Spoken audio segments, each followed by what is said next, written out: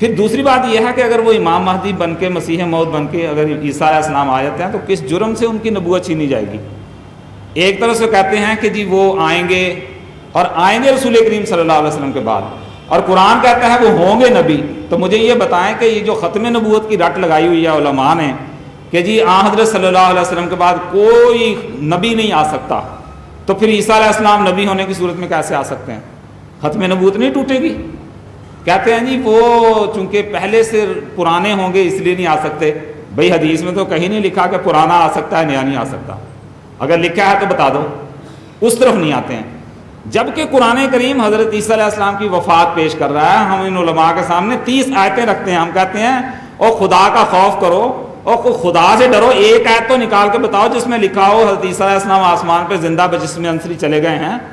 وہ تو پیش نہیں کرتے.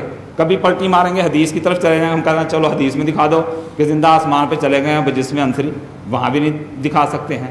صرف منہ کی باتیں اور ختم نبوت کی جو بات اٹھاتے ہیں تو کہتے ہیں جی رسول کریم صلی اللہ علیہ وسلم کے بعد کوئی نبی نہیں آ سکتا.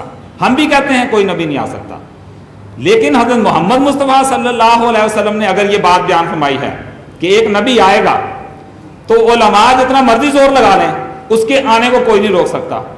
ان علماء کو چاہیے کہ وہ مسلم شریف کی اس حدیث کو پڑھیں جس میں رسول پاک صلی اللہ علیہ وسلم نے آنے والے مسیح کے متعلق نبی اللہ عیسیٰ و اصحابہ کے الفاظ 4 مرتبہ دہرائے ہیں کہ وہ اللہ کا نبی ہوگا، وہ اللہ کا نبی ہوگا اور اس کے صحابہ بھی ہوں گے. تو پھر یہ علماء کیوں انکار کرتے ہیں کہ وہ نبی نہیں ہو سکتے؟ ہاں یہ ایک الگ بات ہے کہ مسلمان جو ہیں وہ ان کو بنی اسرائیل میں گھسیٹ کے لانا چاہتے ہیں ادھار ایک مسیح. ہم کہتے ہیں ہمیں ادھار کی ضرورت نہیں ہے کیونکہ حضرت محمد مصطفیٰ صلی اللہ علیہ وسلم کا دین اتنا کامل ہے کہ اس کو کسی بنی اسرائیلی کو گھسیٹ کے لانے کی ضرورت نہیں ہے کہ وہ امت مسلمہ کی اصلاح کرے، بلکہ حضرت محمد مصطفیٰ صلی اللہ علیہ وسلم کی قوت قدسیہ اس قدر مضبوط ہے کہ بنی اسرائیل کے انبیاء کی طرح 1000 نبی حضرت محمد مصطفیٰ صلی اللہ علیہ وسلم کی امت میں پیدا ہو سکتے ہیں. اور ہمارا کیا جرم ہے ان میں جو ہمیں یہ فتوے دیتے ہیں؟ ہمارا جرم کیا ہے؟ لکھا ہے ہمارا جرم بس یہ ہے کہ ہم ایمان رکھتے ہیں کہ جب ہوگا اسی امت سے پیدا رہنما ہوگا، نہ آئے گا مسلمانوں کا رہبر کوئی باہر سے، جو ہوگا خود مسلمانوں کے اندر سے کھڑا ہوگا. ہمارا جرم یہ ہے. ہم کہتے ہیں حضرت محمد مصطفیٰ صلی اللہ علیہ وسلم کی قوت قدسیہ ایسی ہے جو ایک نہیں 1000 نبی پیدا کر سکتی ہے. ہمیں کسی نبی بنی اسرائیلی کی ضرورت نہیں. اور مرزا غلام احمد شاہ قادیانی نے یہی دعویٰ فرمایا ہے کہ مجھے جو نبوت کا انعام ملا ہے وہ اس وجہ سے ہے کہ میں حضرت محمد مصطفیٰ صلی اللہ علیہ وسلم کا غلام ہوں. اور قرآن کریم یہ وعدہ کرتا ہے کہ جو اللہ پر اور اس کے رسول پر کامل ایمان رکھے گا اور اس کی اتباع کرے گا تو لازماً اللہ تعالیٰ اس کو نبوت کے انعام سے سرفراز کرے گا. تو مجھے یہ جو انعام ملا ہے یہ اس مطابقت اور کامل فرما برداری کے نتیجہ میں ملا ہے. میں حضرت محمد مصطفیٰ صلی اللہ علیہ وسلم کی نبوت سے ہٹ کر میرا کوئی دعویٰ نہیں ہے. میرے رسول حضرت محمد مصطفیٰ صلی اللہ علیہ وسلم ہے، میری شریعت قرآن ہے، نماز میرے پہ فرض ہے، روزے میرے پہ فرض ہیں، حج میرے پہ فرض ہے، زکوٰۃ میرے پہ فرض ہے، تمام وہ احکامات جو اسلام پیش کرتا ہے. بات یہ ہے کہ یہ علماء کی ایسی عقل ماری گئی ہے کہ اپنے بزرگوں کی طرف بھی نہیں دیکھتے. یہ دیکھیں یہ میرے پاس قرآن کریم ہے، یہ اشرف علی صاحب تھانوی کا ترجمہ ہے. یہ آپ یاد رکھیں، آپ جائیں گھروں میں ضرور خریدیں. یہ ترجمے والا قرآن ہے مولانا اشرف علی صاحب تھانوی والا. اور اس میں سورہ فاتحہ میں آپ دیکھیں، سورہ فاتحہ کی جو آیت ہے اہدنا الصراط المستقیم صراط الذین انعمت علیہم، اس کے اوپر انہوں نے حاشیہ لکھا ہوا ہے. مولانا اشرف علی صاحب تھانوی کے ترجمے میں حاشیہ لکھا ہوا ہے. اور حاشیے کا دیکھیں کیا لکھا ہوا ہے. انعام کے اوپر حاشیے کا نمبر لکھ کے لکھتے ہیں انعام سے دینی انعام مراد ہے. تبلیغی جماعت کا ایک وفد آیا ہوا تھا تو مجھے میرے ایک ساتھی کہنے لگے مولانا آپ نا ہمارے آپ نے جماعت میں جانا ہی جانا ہے. بہت پیچھے پڑے، ان کے والد احمدی تھے، وہ خود احمدی نہیں تھے. میں نے کہا ٹھیک ہے مجھے لے چلو. میں کہا مگر اس شرط پہ جاؤں گا 2 گھنٹے میں ان کی بات سنوں گا، 10 منٹ مجھے دینے ہیں بولنے کے لیے. کہتے ہاں میں لے دوں گا. میں کہا ٹھیک ہے. میں چلا گیا ان کے ساتھ. مولوی صاحب بیٹھ گئے، بات چیت ہوتی رہی. جب اس نے دیکھا نا اب بات ختم ہونے لگی، میں جیسے اٹھا وہ تو جو مجھے لے کے آئے تھے وہ تو کھسک گئے. میں نے ان کو لٹریچر دیا، میں تعارف کروایا. اب وہاں جتنے لوگ بیٹھے ہوئے تھے ان کو یہ پتہ لگ گیا جماعت احمدیہ سے تعلق رکھتا ہے.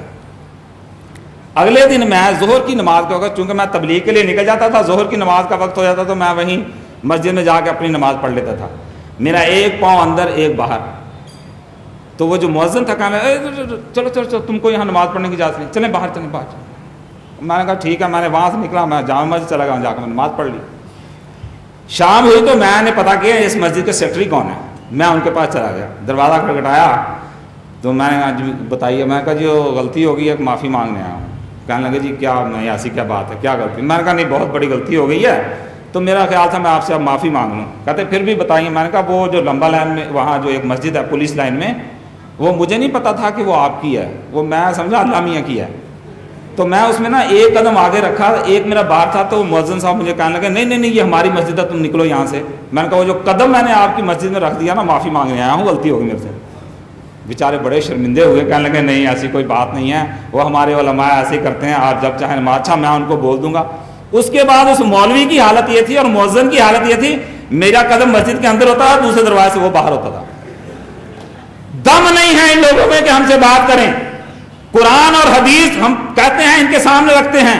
اگر آپ مولوی ہو کہ میرا تو مولوی ہو, اگر تم میں دم ہے, اگر تمہارے اندر صداقت ہے, تم آؤ قرآن اور حدیث کو لے کر ہمارے سامنے ہمارا مقابلہ کرو. اور میں تم کو بتاتا ہوں قرآن اور حدیث تم لوگوں کو جھٹلائے گا. تم لوگ کبھی بھی اپنی دلیلوں میں قرآن اور حدیث کو پیش نہیں کر سکتے.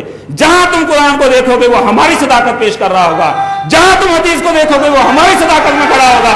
میں آج بنگلور کے علماء کو یہ چیلنج کرتا ہوں کہ آؤ اور آ کر تم اپنی صداقت کے کسی بھی ٹاپک پر تم ختم نبوت لے لو, تم اجرائے نبوت لے لو, تم وفات مسیح لے لو, تم حیات مسیح لے لو, کسی عقیدہ پر تم آؤ ہمارے ساتھ آ کر مقابلہ کرو.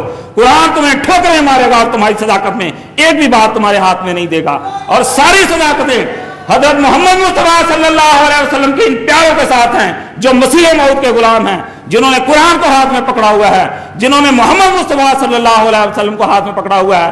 ان علماء کے پاس سوائے غلط باتوں کے اور جھوٹی باتوں کے اور کچھ نہیں. اسی لیے رسول کریم صلی اللہ علیہ وسلم نے فرمایا ہے کہ آسمان کے نیچے پائی جانے والی مخلوق میں سے سب سے بدترین مخلوق وہ علماء ہوں گے جو فتنے پیدا کریں گے, اور وہ فتنے واپس انہی میں لوٹ جائیں گے. جماعت احمدیہ کا کوئی ایک اشتہار دکھا دے جو اس طرح کا فتنہ انگیزی والا ہو. یہ علماء سوائے فتنہ کے اور کچھ نہیں کرتے.